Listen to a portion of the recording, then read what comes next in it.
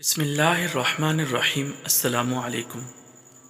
سلطنتیں تلواروں سے بنتی ہیں مگر دلوں پر حکمرانی عقل اور ظرافت سے ہوتی ہے۔ خلیفہ ہارون الرشید ایک دن اپنے شاندار دربار میں تخت پر جلوہ افروز تھا۔ اس کے پہلو میں ملکہ زبیدہ بیٹھی تھی اور دونوں شطرنج کے ایک دلچسپ کھیل میں مصروف تھے۔ دربار کے کونے میں بہلول دانا یہ سب کچھ مسکراتے ہوئے دیکھ رہے تھے۔ شطرنج کی بازی اپنے آخری مرحلے میں تھی کہ اچانک درباری چوکیدار حاضر ہوا اور مؤدبانہ عرض کی، عالی جاں، ایک مچھلی فروش حاضر ہونا چاہتا ہے۔ وہ کہتا ہے کہ ایک نایاب مچھلی لایا ہے جو حضور کی خدمت میں پیش کرنا چاہتا ہے۔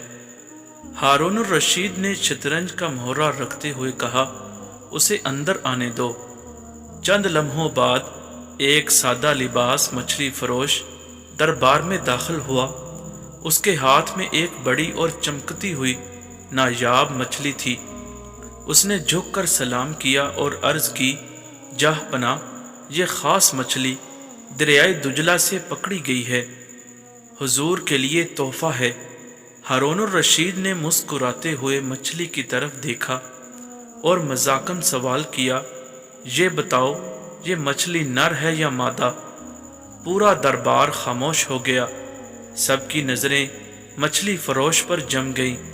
سوال بظاہر سادہ تھا لیکن جواب میں خطا کی گنجائش نہ تھی۔ مگر مچھلی فروش نہ گھبرایا۔ اس نے نہایت حاضر دماغی سے جواب دیا، بادشاہ سلامت، اگر یہ مچھلی آپ کو پسند آ جائے تو نر ہے، اگر ناپسند گزرے تو مادہ۔ یہ جواب سن کر دربار قہقہوں سے گونج اٹھا۔ خود ہارون الرشید بھی ہنسی روک نہ سکے۔ ملکہ زبیدہ نے تبسم کیا اور بہلول دانا نے کہا، بادشاہ سلامت، جس دربار میں عقل اور مزاح اکٹھے ہوں وہی اصلی سلطنت ہے۔